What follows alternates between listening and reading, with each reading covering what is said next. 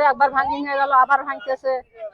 আমরা কি করবো? আমার বাড়ি ঘরের তো আমার ঘরে কোনো ব্যবস্থা নেই। অনেক ঘর উঠাইছি, রাত্রে ডরে ঘুমা হয় না, কোন শুন জায়গায় কইতে নেই। বাড়ি ঘর লইতেছে, আমরা কই থাকবো, কই যাবো, কোনো জায়গা নাই।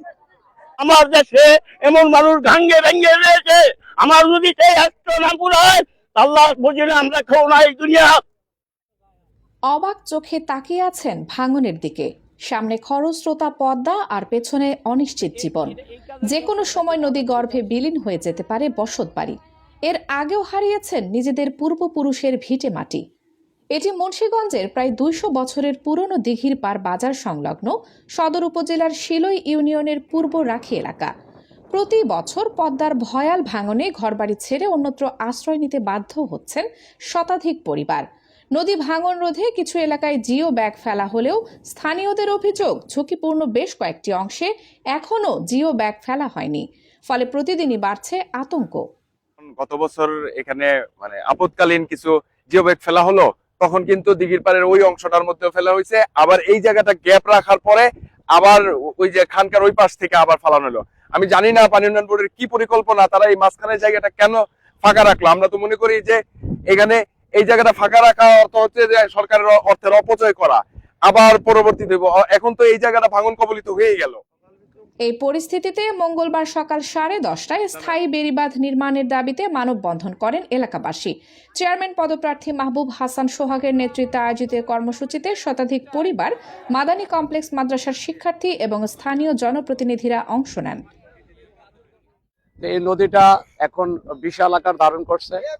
এখন এই পদ্মার ভয়াল থাবা থেকে রক্ষা করার জন্য গত বছর তাৎক্ষণিকভাবে তত্ত্বাবধায়ক সরকারের যারা ছিল ওনারা তাৎক্ষণিকভাবে কিছু জিও ব্যাগ ফালানোর ব্যবস্থা করছিল। যখন বারবার দিঘির পাড় নিয়ে নিউজ হয়েছে, দিঘির পাড় নিয়ে নিউজ হয়েছে, তখন দিঘির পাড়ের পার্শ্ববর্তীতে মুন্সিগঞ্জ সদরে শিলই ইউনিয়নের বিলীন হয়ে যাচ্ছে। তখন আমরা মুন্সিগঞ্জের সাংবাদিকদের সহযোগিতায় আমরা 2-3টা মানববন্ধন করছি। তখন সংশ্লিষ্ট মন্ত্রণালয় পানি উন্নয়ন বোর্ড ওনারা এসে তাৎক্ষণিকভাবে কিছু জিও ব্যাগ ফালায়া আপাতত একটা অস্থায়ী একটা ভাঙন থেকে কিছুটা স্বস্তি দিছিল। এখন আপনার পরবর্তীতে আর কোনো কাজ হয় নাই, যেটুকু জিও ব্যাগ ফালানো হয়েছে আপনার মাঝখান দিয়ে অনেকগুলা জায়গা আরো ফাঁকা দিয়ে গেছে, ওখানে কোনো জিও ব্যাগই ফালানো হয়নি। বিগত কয়েক বছর 3-4 বছর যাবত এই পদ্মা, শাখা পদ্মা আর বয়াল গ্রাস ভাঙ্গনের কবলে এই রাখিরকান্দি, দেওয়ানকান্দি, শিলই এলাকা, দিঘির পাড় বাজারেরও অনেক ক্ষয়ক্ষতি গত বছর হয়েছে। তো আমাদের সকলের দাবি হলো এই এলাকাটাকে স্থায়ী বেড়িবাঁধের আওতায় আনার জন্য আমরা সংশ্লিষ্ট মন্ত্রণালয়ে ইতিমধ্যে আবেদন করেছি।